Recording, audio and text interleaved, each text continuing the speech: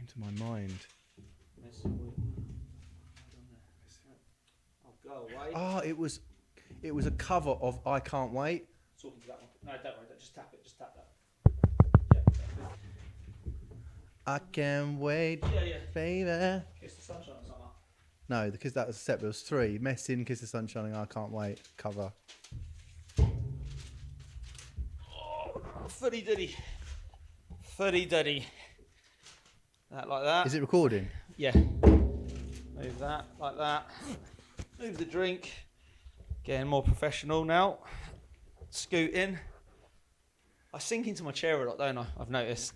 Well, that's sort of what the chair is, isn't it? No, I know, but it's almost too relaxing. That's true. Sometimes I don't even fit It was fine last I don't time. fit into the reel sometimes because I'm so like down there. Yeah, that's probably why it covers your face. Getting more and more comfy. All right, well, it's good to have you back again. Recurring like. Yeah, well, yeah. 3rd time. Mm-hmm. So, debating doing a separate spin-off, aren't we? Why not? Let them know. Not the new one. No, probably not. Could do. Yeah. So, what you been up to, mate? I thought because you've been back 3 times, there's no point. I'm not going to explain. You don't need to. No. The first time was painful enough. You're assuming people watch the fucking full version. No, which nobody does. Absolutely not. No. Explain yourself the first time, right? We know what you bloody do. There was. I said this to you off camera, but there was that comment. We don't. A few things. One is I'm surprised we haven't got more shit. That's true. I'm really surprised. Yeah. I don't want to.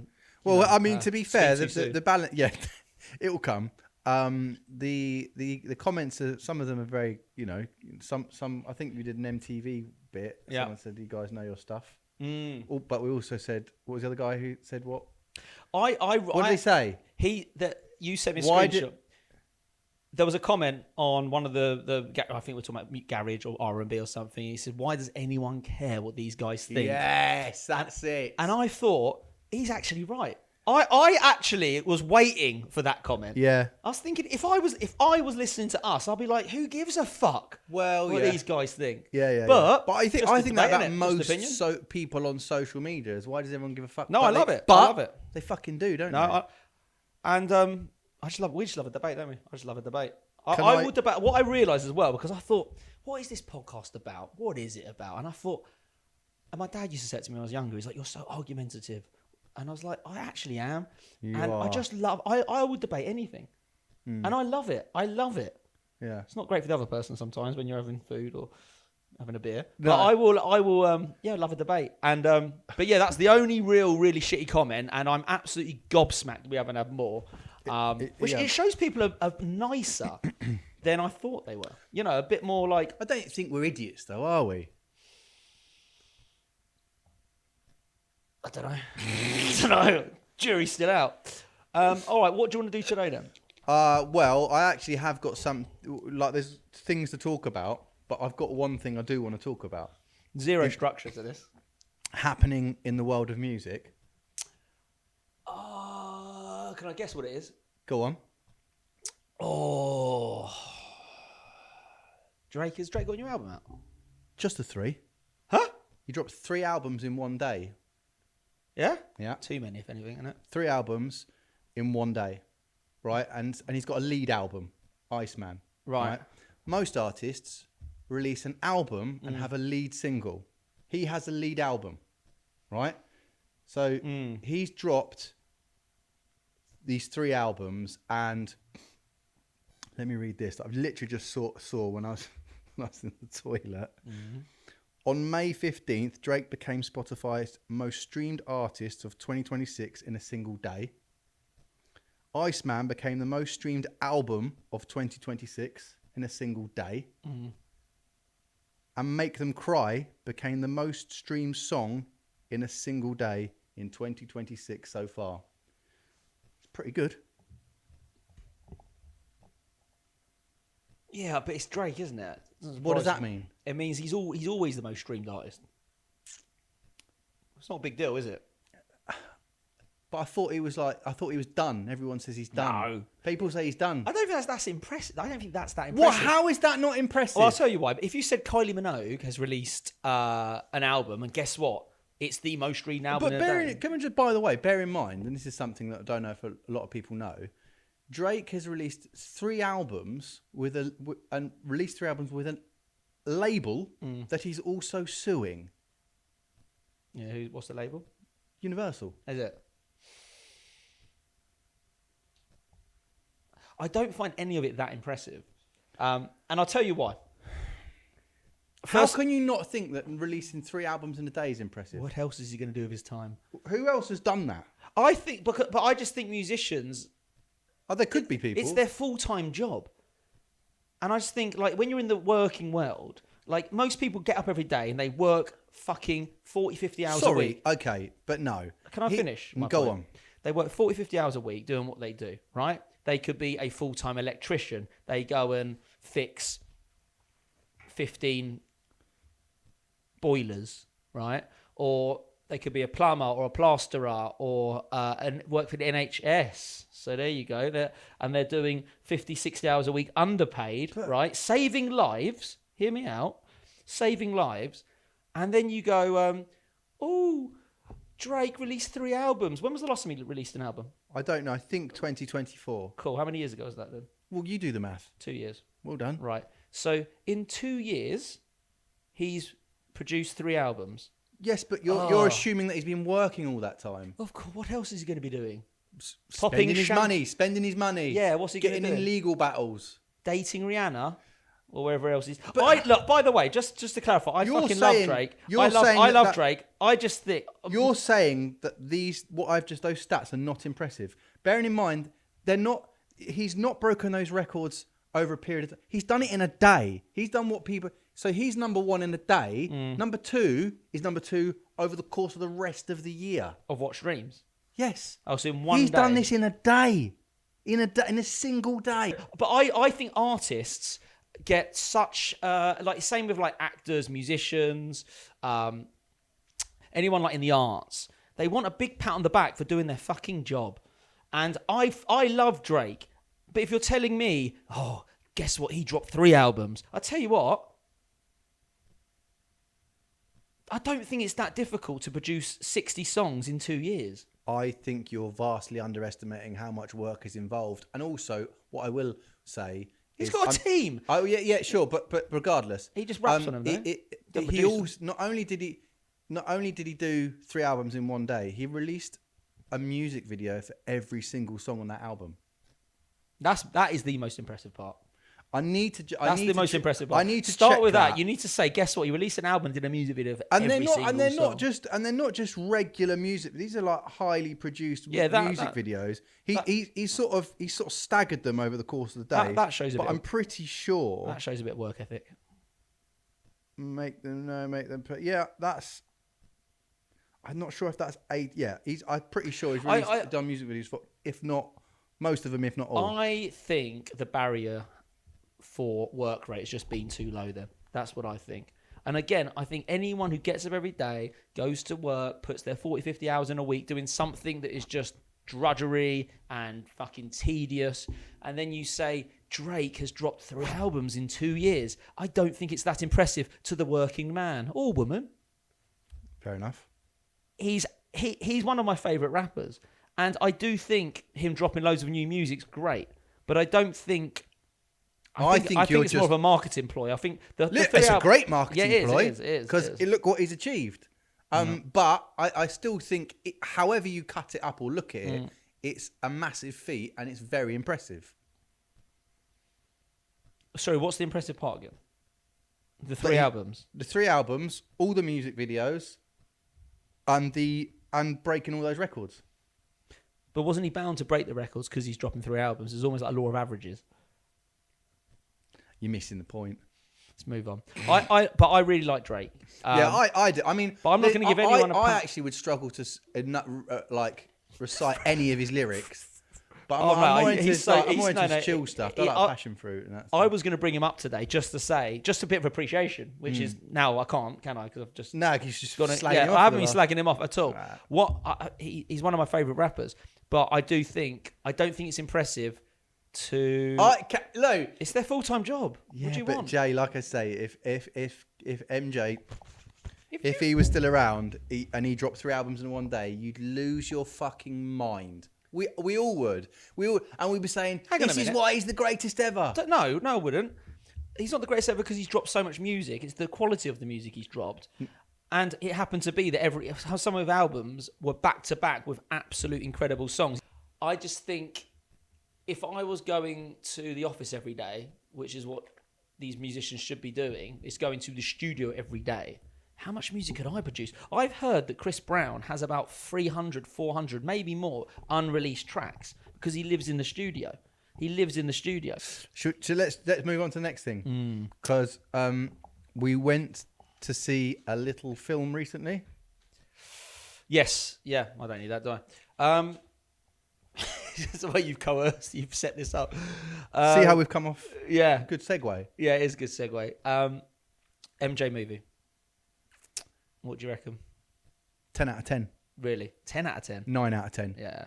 9 out of 10 for one reason, and it's the same reason as yours, I think. But it's unfair. It's sort of unfair to give it a 9 out of 10.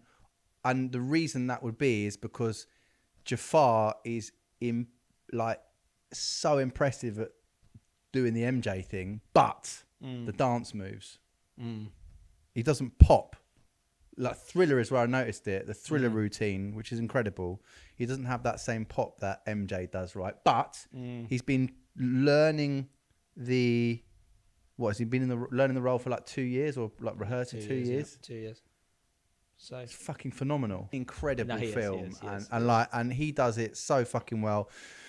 The actors are all great. There's some amazing performances, right? You played along, weren't you? What would you the MJ film? What would I so we saw What would you give it out of 10? It's way better than I thought it would be. Because let's way better than I thought. Before we went in, you were very critical of how good you thought it was going to be. You were kind of very throwaway. Yeah, I wouldn't have probably gone and seen it if you hadn't booked the tickets for the best seats in IMAX, which was fucking fantastic. Leicester Square. But you're good at that, like planning stuff, actually doing things. Yeah. So I went in thinking I'm always dubious about like biographical films, Biopics. Biographical, aren't they? Same thing. Is it? They're just called biopics. But Are they? Not okay. I'm always dubious of biopics because I always have the mindset of, well, I know what's happened in their life. I know if it's someone that I'm into, I would know all of their like backstories. I think I don't need to see a film. I already know it. I prefer a film where I don't know what's going to happen. Do you know what I mean? So anyway, that's why I'm always dubious about biopics. Can I ask you though, on that point? I didn't know MJ lived with his parents for that long. No, nor did I. There you go then. Nor did I. You didn't know it all. No, I know that was. So I learned a bit by watching the film. Yeah. Real bombshell that one, wasn't it? I would say 8 out of 10. You said when we left the film that's one of the best films I've ever seen. Yeah, and so you're giving it an 8. Yeah, I am. And if you let me finish, I am I'm a tough critic. So 8's massive. Do you understand? 8 is huge. Shawshank Redemption is an 8. Wow. Yeah. Okay. So Braveheart probably 8.5. Is there any 9s in your films? Phenomenon. With Trevor with what's his name? John Travolta. Right. And Well, that's another conversation. Yeah, it is. Yeah, because I've got so many underrated gems. Yeah, you love your films. Yeah, I think I've got good taste, but it might be your taste. Michael Jackson, really, really good film. Actually, way better than I thought. The guy that played Joe Jackson should get an Oscar. Oh, he's incredible. Absolute horror. Yeah. Okay. I mean, no wonder after all we had to Google whether Joe Jackson was still alive, because there's no way on earth he would have allowed that film to be released. Yeah, maybe. Half the film is getting slander. He's fucking whipping Jacko all around the room. Yeah, but I mean, to be honest, Jacko's spoken about that publicly when he was alive, and Joe Jackson responded to it. Not in front of Joe Jackson. Not in front of Joe Jackson. No. I saw something in an interview with Joe Jackson where he was asked, like, how do you feel about the fact that you, and I might be misquoting he's this. giggling. He starts laughing. How do you feel about the fact that you treated Michael this way and you made him cry on all those occasions? He said, well, if he did cry, he was crying all the way to the bank. I've seen it. Yeah. It's something like that. Yeah. He, I couldn't believe the portrayal of the dad was, I mean, spot on. If you look at him in interviews and you look at his whole demeanor, I mean, again, the guy should have got an Oscar for that. Maybe he will. There's that.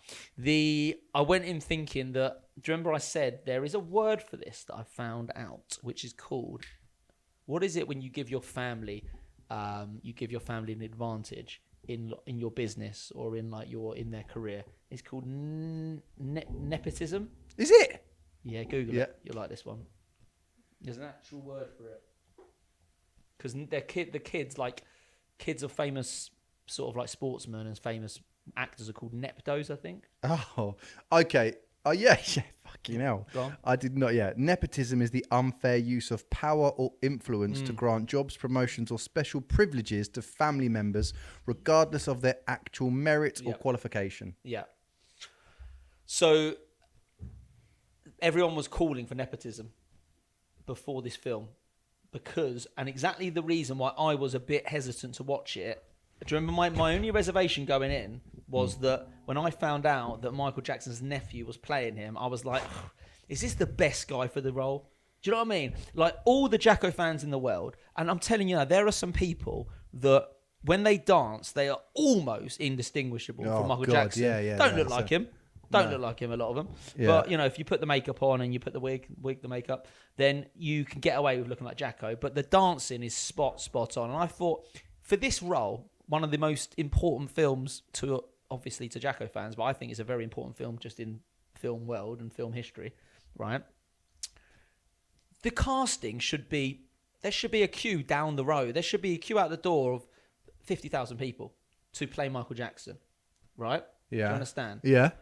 And then the director went and chose the nephew, which interestingly was, he didn't choose him straight away. They discussed it. Sorry, he had to go and get acting lessons. He had never acted before. It's unbelievable, really. But when I watched it, so my reservation was, he's his nephew. This whole, is he the best guy for the role? Right. Then I watched it and thought, flipping out, he is absolutely incredible. He has the spirit. What I like about him, he has the same spirit as Michael Jackson. He's like that, very kind and... I don't know. But, I mean, at some points... In terms of look, it was indistinguishable. It was incredible. Yeah, no, it was. And only certain angles, but still. But do you know the story about the nephew? What happened? No. So what's the director's name again? What's the director's name? Antoine. Yeah, that guy. Couldn't say his last name. No. Yeah, Fuqua. Yeah. Is that? You sure? Okay. It's something like that. So he approached what's the nephew called again? Jafar. He approached Jafar and discussed the role with him, and then Jafar had never acted before, and he wasn't really even a dancer. He wanted to get into music, I think, so he wasn't even an actor. He's never ever been trained in acting, and when Jafar saw it advertised, the film advertised, he was like, I wonder who's going to play Michael Jackson. And then him and the director started talking, and a few months later, the director left it with him and said, look, would you be open to the role? Because, you sort of have some traits and mannerisms of your uncle.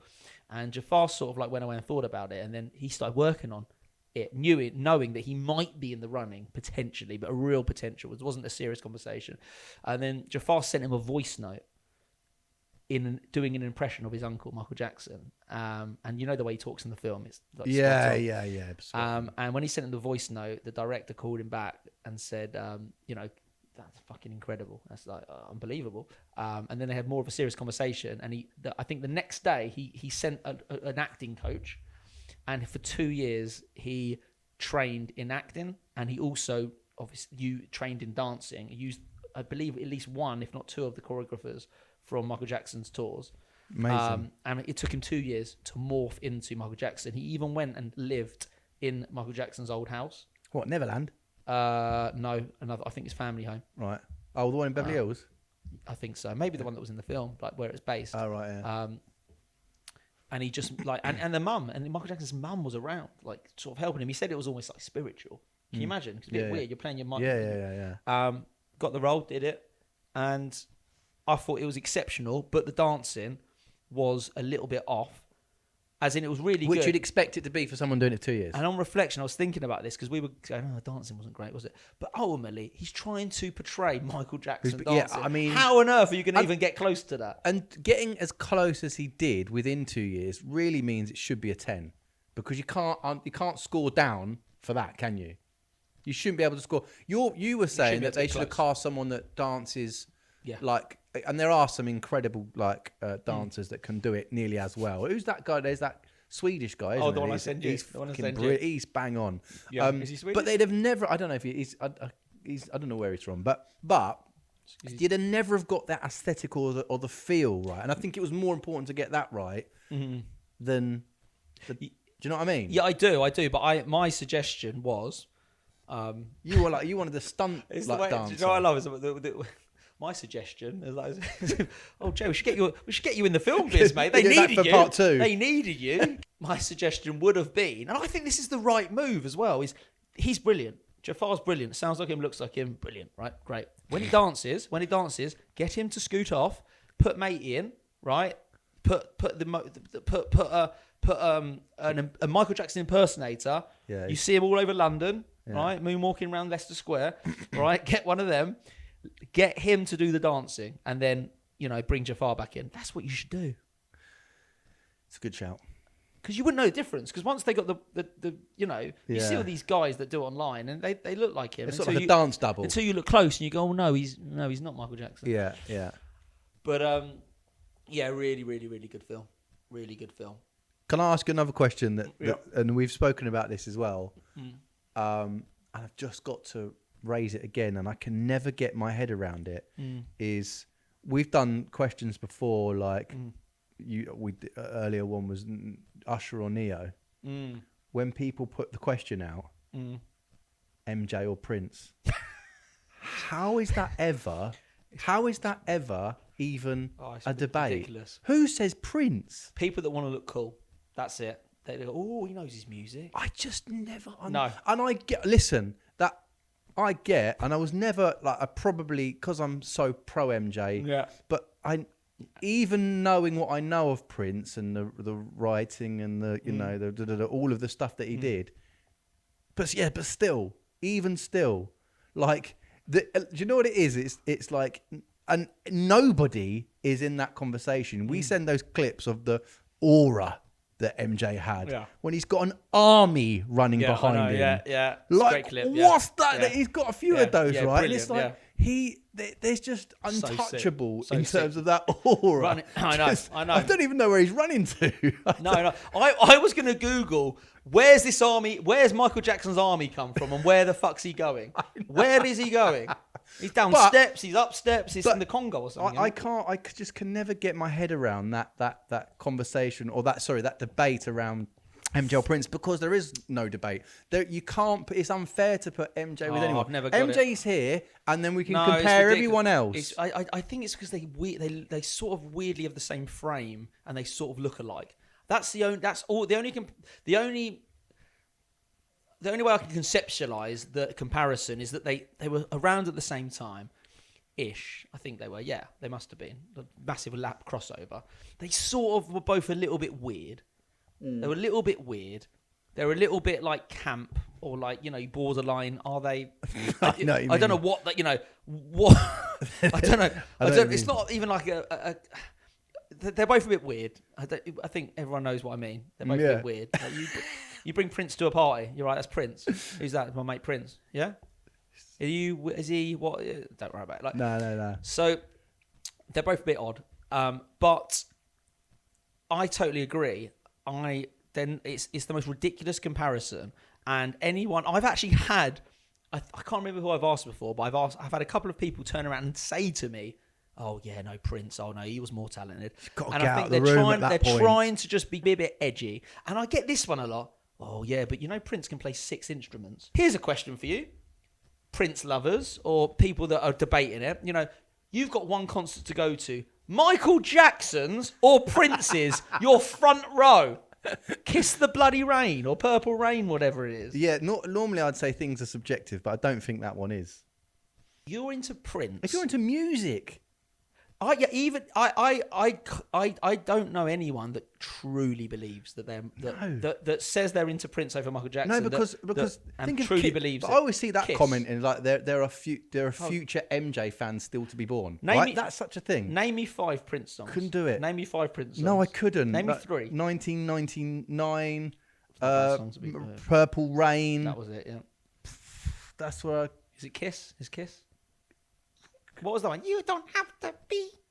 Yeah. See, I couldn't do it, and I don't think anyone could. And I just don't think his music transcends generations. Like, he seemed like an all right guy, although he did stick it on Michael Jackson a bit. Do you know? So they had a rivalry, yeah. right? And I heard that stemmed from a James Brown show. Have you seen that clip? There's a clip where basically James Brown is performing, and he says to the audience, "Oh, Michael Jackson's in the audience." MJ comes up, does his thing, the little dance moves, the James Brown moves that inspired him, right? Does a little bit of singing, and then MJ turns to James Brown while the music's still kicking off, and he says, "By the way, Prince is in the audience as well," right? So Prince comes, and this is where it all. Apparently, Prince comes to the stage, right? And he's like doing his little walk up, and he takes his glove off, and he like pulls it off and whisks it into the crowd. Someone throws it straight back in his head. Yeah, right? Amazing. Gets on stage, does his little moves, and it does. I think the guitar isn't quite working, so he sort of fucks it up a little bit. Then comes off stage, grabs hold of a lamp, but that was a prop, and the fucking lamp falls over. So it was a complete disaster, Shit show, right? And so allegedly, I think after that, there's a claim by MJ that Prince tried to mow his family down in a car. There's some story like that, and that's where the rivalry started. Must be a big car. Yeah. Mow down the Jacksons. You need I know. He drove his car at me or something. I mean, I can't. It's not quite right, but there's something like that. It's obviously not true. Yeah, no, well. It's obviously not true. I mean, I get that story's clearly been fabricated. I love the idea of him I think I've seen some sort of footage of him. He's got his guitar, he falls on a lamp, and he's just an absolute mess. It's the glove back at the head. It's like something out of Extras. Yeah, it is, yeah. You get on with it. I mean, it's such a great, it's just a great point to raise. You know, you get a lot of, comparisons of in music, and a lot of them are very valid. Like you said, Biggie, Tupac, and Neo, Usher, Christina Aguilera, Britney Spears, which we haven't done yet, which I'm going to get to. And then it's like Michael Jackson or Prince. It's like, what? Yeah, like, no. What do you mean Michael Jackson or Prince? No, what do you mean Michael Jackson? And then there are people going, you know what? That's a tricky one. No, it's not tricky. It's not tricky. It's ridiculous. I get Prince is talented. I get he can play 12 bloody instruments, and he's different, and he was unique, and he might have been a bit of a maverick. Doesn't mean he's in the same hemisphere as Michael Jackson. No, it doesn't. I think when you look at the everything, right, and you might find the one thing that Prince is better at MJ, or this thing that it's Prince just the better, instruments. Honestly, right? the biggest thing people put out is... look at it all as one. It's like, well, it's sort of obvious, isn't it? This is not... Do you know what? Again, the instrument thing is about... I remember someone in a debate, they were talking about Prince saying, on his album, when you listen to the music, everything you hear, he played. Yeah, I know, but the songs aren't as good. So that doesn't matter, does it? Yeah. If you heard, if there was an album, if I played you a song and it was terrible, and you were like, Jay, this is shit. And I was like, I know, but Kyle played all the instruments in the song. It doesn't make the song any better. And I'm not saying Prince, his songs are shit. Obviously, he's a platinum selling artist. But that is the only argument I ever hear is that, well, Jacko didn't play all the instruments in his music. Yeah. I'll tell you what, he wrote most of the songs, or a lot of the songs, and he was heavily involved in the production of his music. But again, no comparison. I've never got it. It's a great thing to bring up. I'm just gonna. Oh yeah. Why do some people think that Prince is a better artist than Michael Jackson? I've told you. Well, it's always a bit personal, right? But some folks lean toward Prince because he was known as a true multi-instrumentalist. He could play just about anything and produced much of his own work. His creativity spanned genres, funk, rock, pop, R&B, even jazz, and his mystique, boundary-pushing style, and total creative control really set him apart. Meanwhile, Michael Jackson was an unparalleled performer, but for some, Prince's sheer range and artistic autonomy tilt the scales. Still doesn't make him better. People know where we stand on this.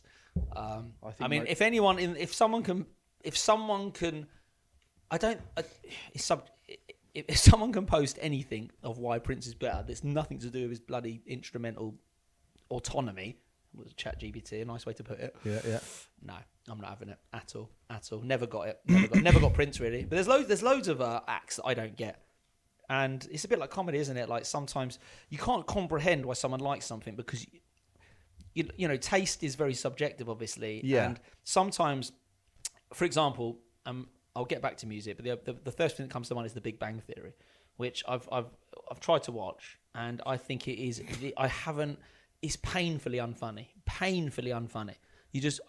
I watched a few episodes years ago, and I was like, this is.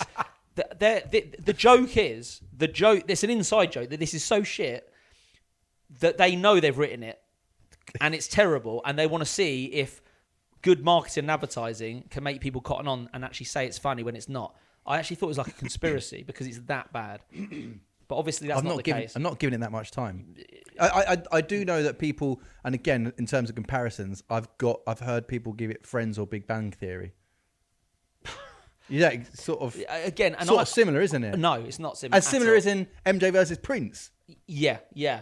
But Big Bang Theory, I think, is one of I think numbers-wise, viewing figures, it's one of the most viewed shows of all time. Can't be more than Friends. No, but I mean, it's right up. We're talking right up there. It's one of it's an extremely successful comedy sitcom. And when I watch it, and again, I can't get past. I've only ever watched 2 episodes, and even that was so excruciatingly painful to watch. It's just pain. It's so unfunny. It's so unfunny, in my opinion. But I know there are people that absolutely love it, and I can't even fathom why. I can't even fathom why. Like I can't even understand them as people. I don't get it. What are you laughing at? What is funny? Why are you laughing? Yeah, is it not like lowest common denominator? It's not even that, mate. It's not that, is it? Yeah. I don't think I could. I won't. But no, getting back to music, there was another comparison I was going to make. Oasis, never really got into. Which I know. That's a huge one. I know. I'm surprised because you lived through their peak, and everyone of our age was bang into them because you had no choice. This says a lot about me. I actually prefer Blur. Now you see, that would be you're in the sort of Big Bang Theory. Yeah, crowd. Exactly. Yeah, I know. Oasis or Blur. I know. I've said this before when we discuss music. Like I have got a bit of a naff tongue, a naff ear. No. But I like pop music. Yeah, but I don't think there's anything wrong with liking pop music. No, I think people pretend they don't like pop music, but deep down they really do. You certainly felt like that as a kid. You're like, it was uncool to like pop music, but pop music was everywhere. And actually, you know, like we were touching on Britney or Christina. If when we were kids we admitted that we liked Christina, I don't think you could get away with that. You wouldn't fly. But like now, you look back and I think, fucking hell, Genie in a Bottle is an all-time. Now you can go to school and dress like her. Do you remember when we were younger, you couldn't even say you like Christina Aguilera. It was like, oh, what? Britney, Christina? Nah, get that shit off. Put fucking Snoop Dogg on. Or, you know. Yeah, now it's completely different. Right, what else? Well, I thought we'd quickly touch upon the Jay Sean Craig David thing, because you brought this up since we spoke about it, and you sort of poo-pooed me. When I said Jay Sean, I think you thought I was trying to be a contrarian, maybe. Yeah, which you are. Argumentative. I am, but 99 times out of 100, I do genuinely believe what I'm saying. The 1% is maybe just to get a laugh or just to talk. But I genuinely brought Jay Sean up because I just wanted to give him props and I rate him highly. But you poo-pooed it a bit. You're like, don't be stupid. You went and did some research into the numbers, didn't you? Well, only in terms of streams and do you want to get them up? There are a few things, and you get them up? Take what you will out of streams, because if you go like those two artists, sort of, the main bulk of their career was pre-streaming. Yeah. Right. But anyway, in terms of monthly listeners, see if you can remember what was. We'll do Craig first. Craig David's monthly listeners on Spotify, 5 million. Jay Sean, 12.6 million. Now, in addition to that, say that again. Say those numbers again. Craig David, 5 million streams per month. 5 million monthly listeners. Sorry. Okay. Yeah. Jay Sean, 12.6 monthly listeners. Right? More than double. Again, more than double. Craig David's most streamed song on Spotify is 7 Days with 430 million. Jay Sean's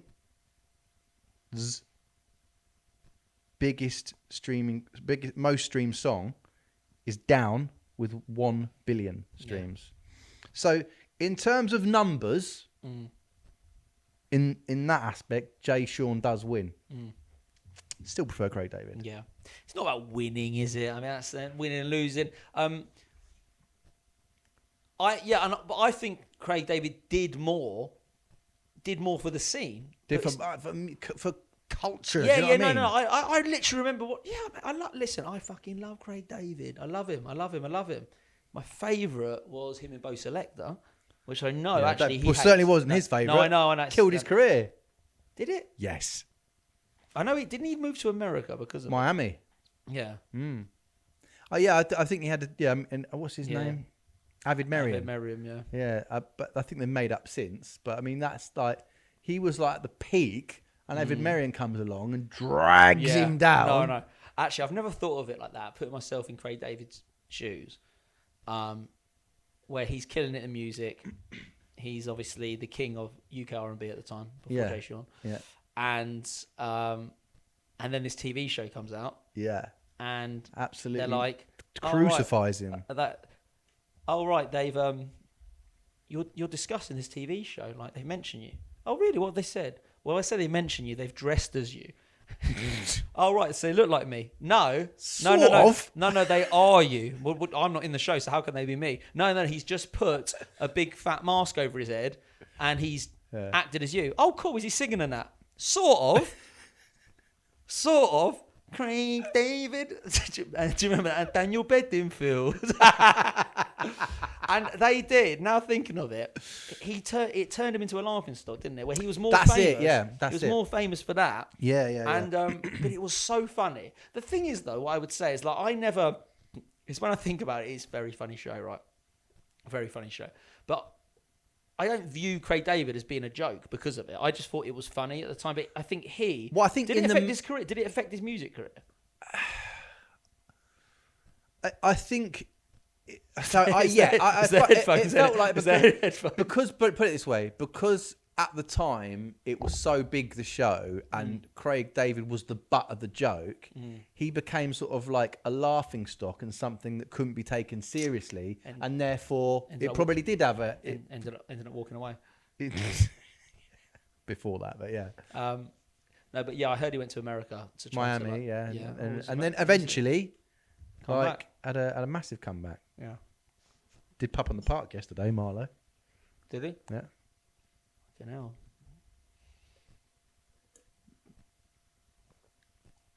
I'm just thinking of the other. Should I tell you? Because Bo Selecta, I always forget. I've spoke to when I speak to people about like funny shows and comedy, from back in the day. I always forget Bo Selecta. Then I remember it, and I think it was so funny. Yeah, man. There's a few of them, but that one was just. I mean, Mel B as well got a bit of a. Yeah. And Michael Jackson. Yeah. Wilson Bubbles, a bird in it. It was like a woman. He was so clever, wasn't it? He did go through like Enrique's mole. Yeah. It's mental, isn't it? To think, could you do that now? I can't. I mean, I can't. Probably not. Because I tell you something. Can't do anything nowadays. Well, no, I was gonna say like back then it was different because Chris Lilly, when I brought him up, and I I rate him. I think he's incredible. You need to watch his shows still. Yeah, I've He's been very told funny. by numerous people now. Yeah. Yeah, I didn't They've realize. seen that clip. And I didn't realize. Yeah, he was fully cancelled. And what for? So Bring your mic I don't down. think this is controversial. I think. Pardon? Bring it down. Yeah. Okay. I don't You think. just put it back up. Yeah. Down. Baby, are you down? Yes. Yeah. And so he does impressions of everyone. Okay, so he played a gay teacher. Mm-hmm. He played a girl. Plays loads of birds. He played this girl called Jamie. He played a boy from Tongan. So he played like a boy from Tongan. Do you know Tongan? It's like in New Zealand. Oh right, it's like an island, I think. He played an Asian mum who had an Asian son. Yeah. He played a black guy. The Tongan boy. I said they are dark skinned. Yeah. So he would dress up and as characters, girls, gays, people of color. At the time, everyone thought it was hilarious, and then obviously since the big woke movement, he was the first to go. What's your question? No, I just thought we could touch upon it. We've had a few good chats around it. I mean, I understand that it's a hot topic, and that almost means that it becomes almost quite a. You might find it a little bit of a monotonous topic because it's very topical and it's very. It's something that has been covered by most podcasts. You're not in AI, but everyone is basically in AI at the moment because of the integration of AI. You might find it a bit of not an overly interesting topic, but I find it fascinating. Well, listen, I enjoy working with it. I enjoy less talking about it. Really? Less talk, more fucking action. No. I use it a lot. The team I have, they use it. Some of the stuff that we're able to do in terms of like visual, like are fucking unbelievable. And like just small, but in terms of streamlining stuff and making you do, the output is just, is sick. What, sitting here and going, blah, blah, this is what I think, or, I hate it, everyone's going to lose their jobs, or I love it, but whatever. Well, it's not whatever, is it? Whatever you want to, whatever you think, fine. That's what my kind of, I mean, like, we could, like, listen, I think at the end of the day, I think it's about most stuff. Nobody fucking cares what you think, right, or what I think. Oh, pack up then, shall we? Shoot off, go for lunch. I think the big one that I've always listen. There's a lot of music being made with AI, right? If we focus on the music space, Any Drake's albums? None. Don't know that. There's a lot of music being made with it, and what that means is there's so much more volume being put out into the ether, right? And so there are already hundreds of thousands of songs being uploaded to Spotify every day. That's going to treble, quadruple with AI. And the thing is, people are like, oh, it's not made by real humans, so it takes the art away. And there is that element to it. But ultimately, I think if it all comes down to one thing, how good the song is. If the song's amazing and it's made by AI or a human, it's sort of, in many respects, the consumer listening to the song doesn't care if it's human or AI. They just want to know they just want to hear a good song, right? Yeah. That's what it comes down to. And I think ultimately there's all this, you've got on Spotify now, and maybe not Spotify, on streaming services starting to maybe flag music that's made by AI so people are aware. But ultimately, I'm not sure if the man on the street cares about that. They just want good music. No, I agree with you. I agree with you. I mean, I don't work in music as much as you, so.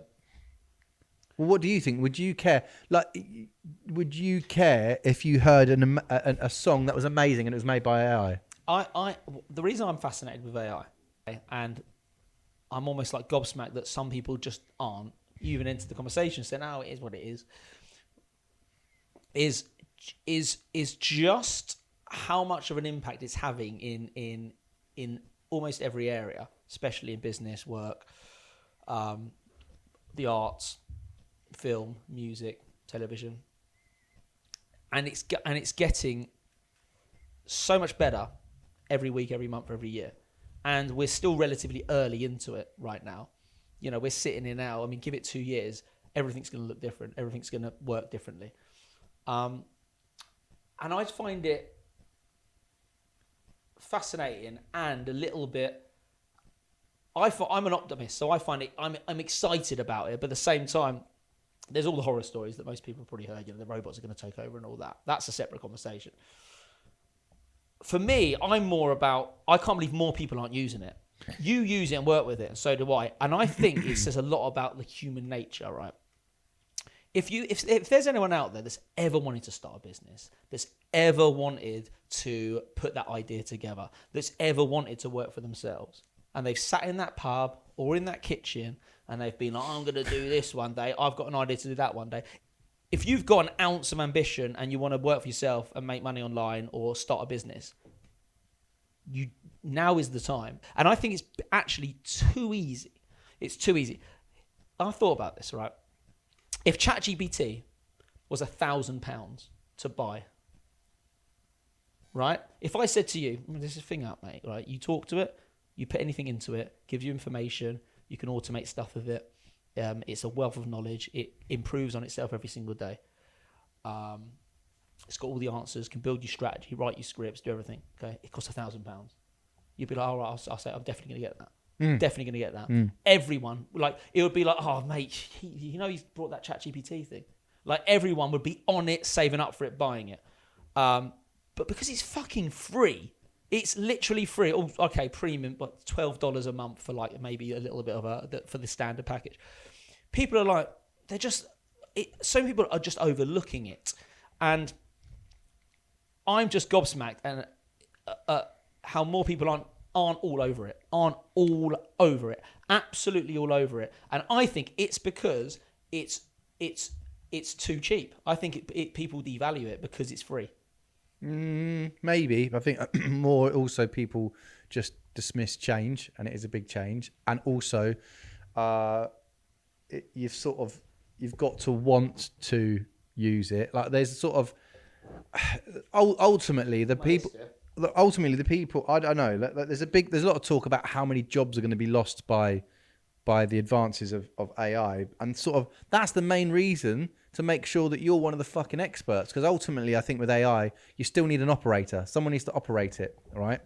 And if you don't know how to operate it, you will get left behind. So you're right. You have to, like, it's something that everybody should become obsessed with. Yeah. Right? Yeah. And they won't.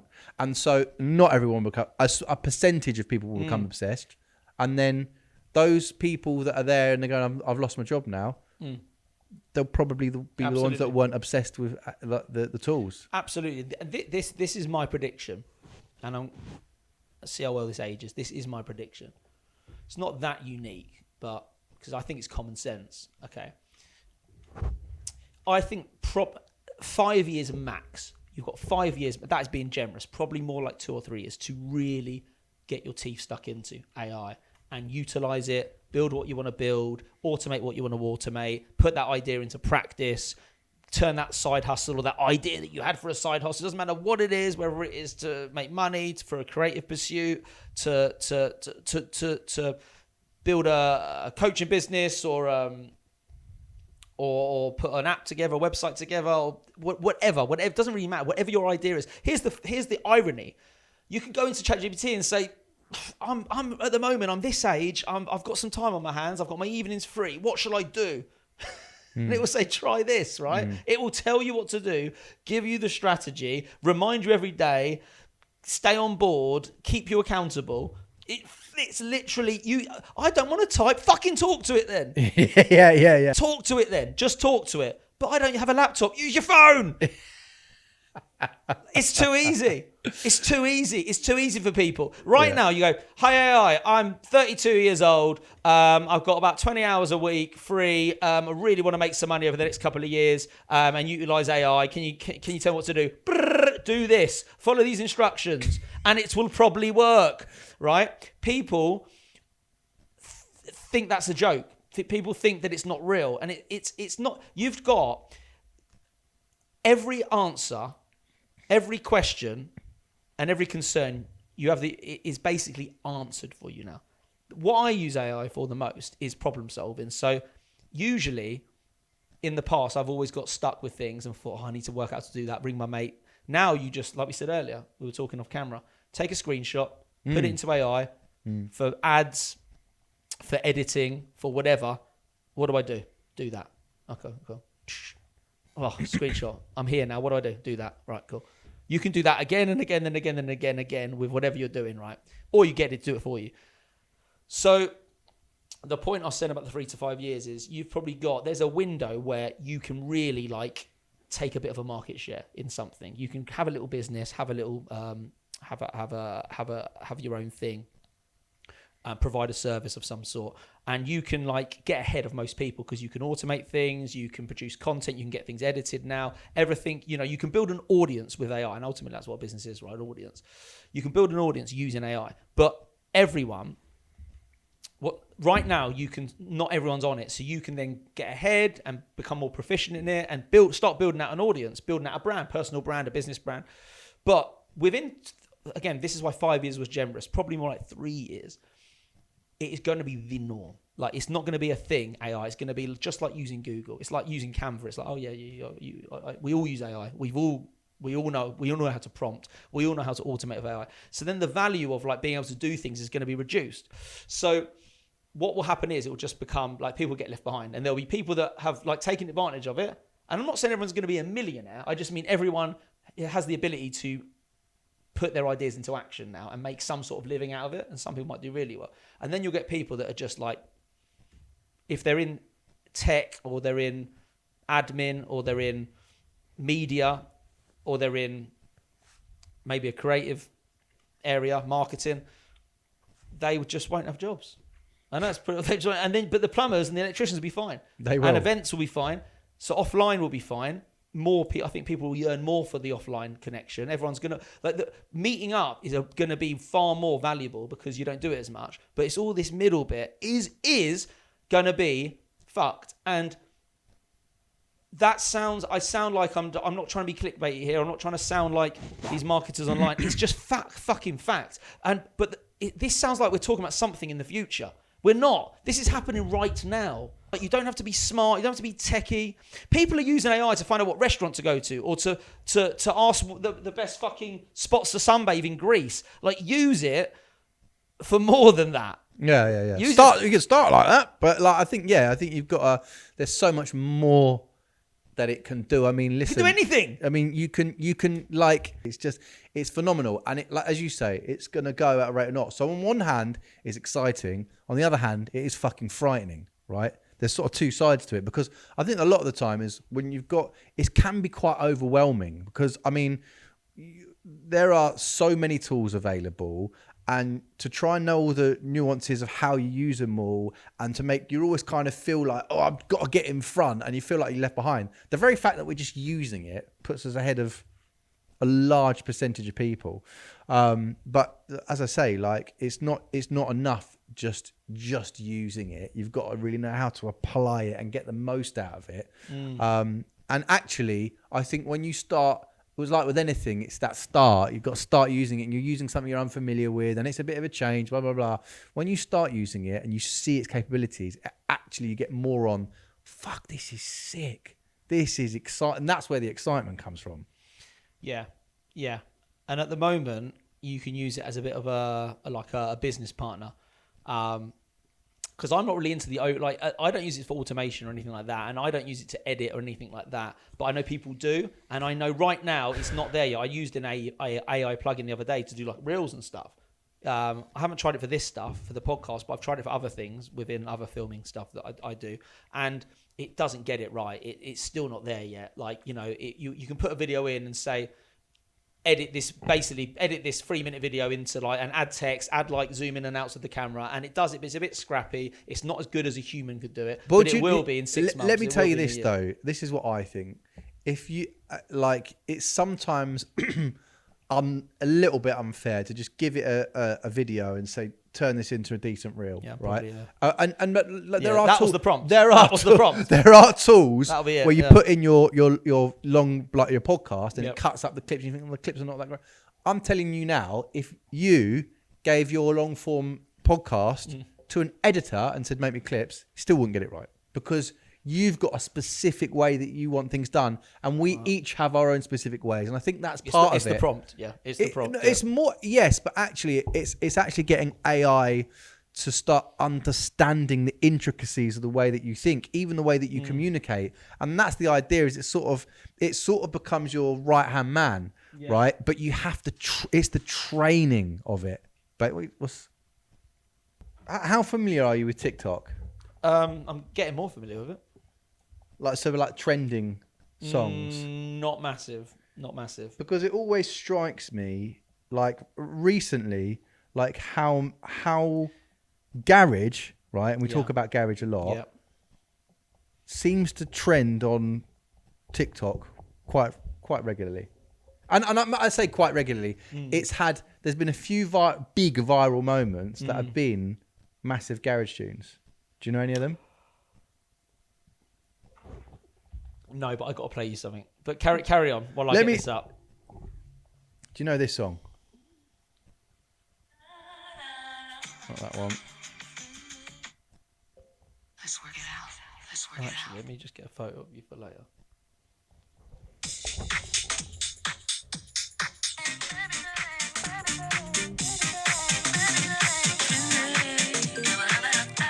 Do you know this song? Yeah. So that went massively viral on TikTok in a couple of years ago. Yeah. Right. Friendly Pressure, Jalisa Sunship, Sammy Vergy put it down as one of his favourite songs of all time. And then recently, this fucking went viral, which I think you'll know.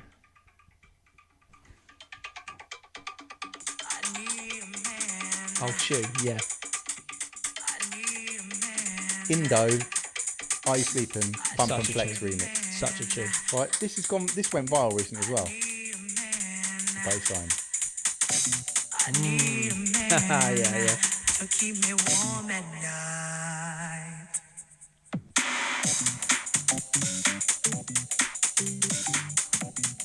Actually, one of the best intros. Hell of an intro. I'll let the vocal come in.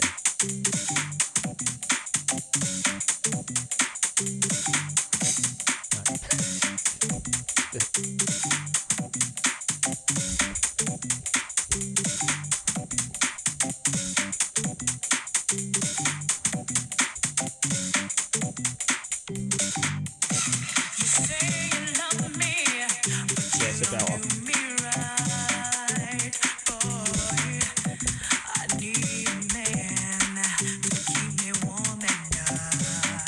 You ready for the chorus, aren't you?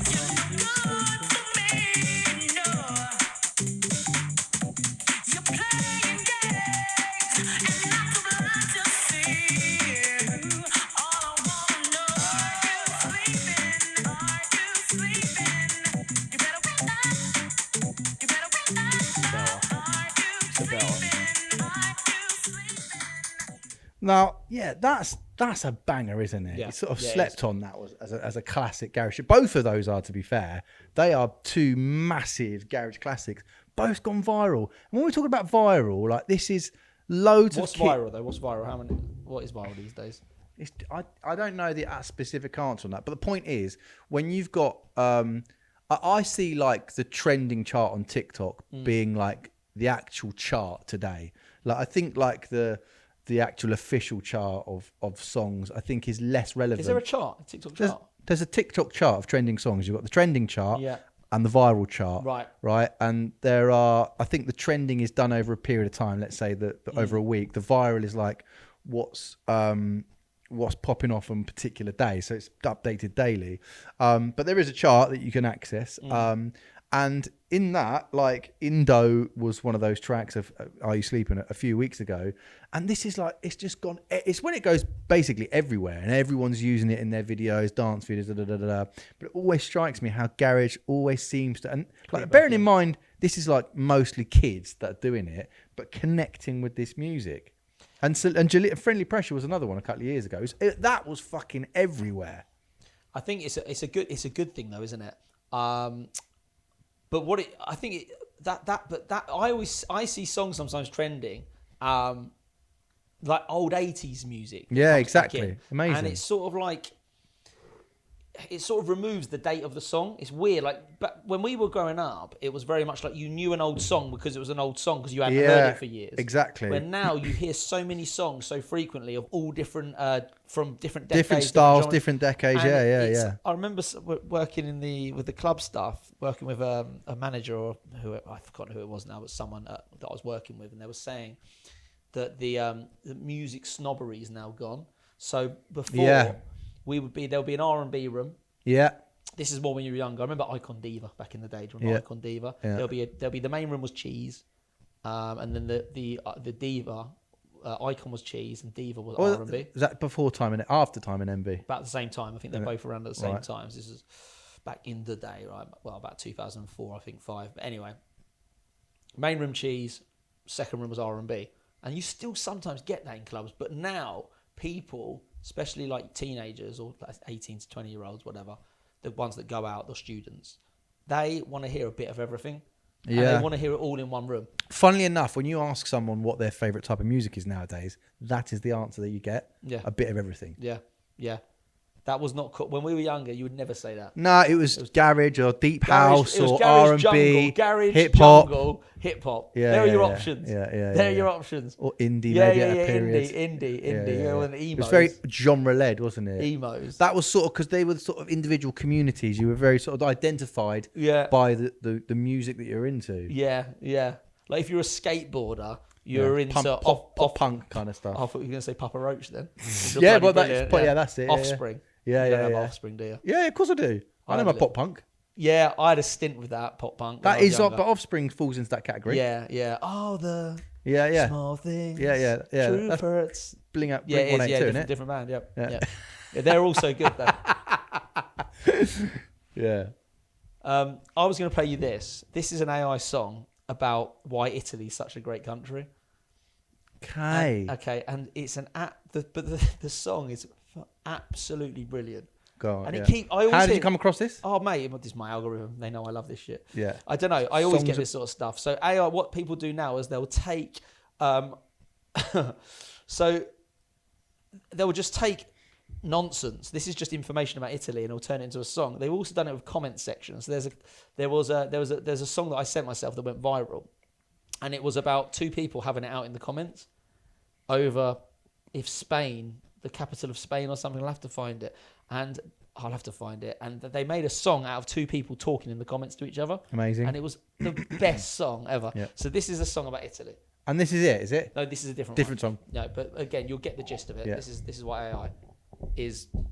This is the reason why I think in about 5 years' time most albums will all be AI, because AI will produce better music than humans. Yeah. Get one every day then. Huh?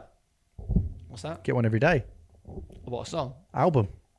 Yeah, but then I think oversaturated. Oh. Too spoiled. Yeah. Yeah, there's a danger in it. Too much of a good thing. Yeah. Yeah. Go on then. Italy gave you Ferrari, Lamborghini, Maserati. Italy builds Fiat, Alfa Romeo, Lancia. Italy dressed you with Gucci, Prada, Versace. Italy established Armani, Valentino, Dolce Gabbana. Italy fed you with pizza, pasta, risotto. Italy charmed you with tiramisu, gelato, espresso. Italy marked you with Rome, Venice, Florence. Italy shaped art with Leonardo da Vinci, Michelangelo, Raphael.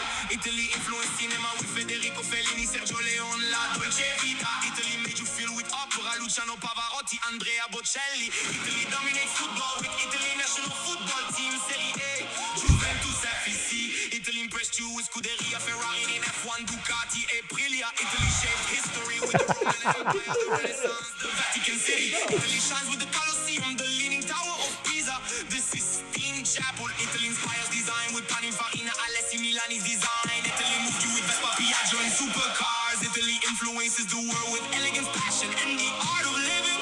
And in the end, Italy doesn't try to be the most powerful. It chooses to be unforgettable. It's just fucking mental, isn't it? Let me just see if I can just find AI comment song. Go on.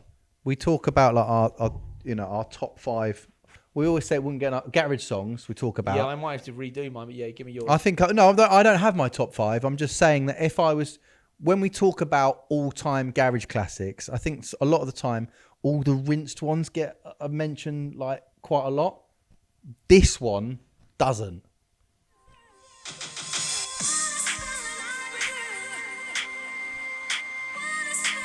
Yeah, true. J. Lewis. Danny J. Lewis, Spend the Night. Yeah, such a tune. Such a tune.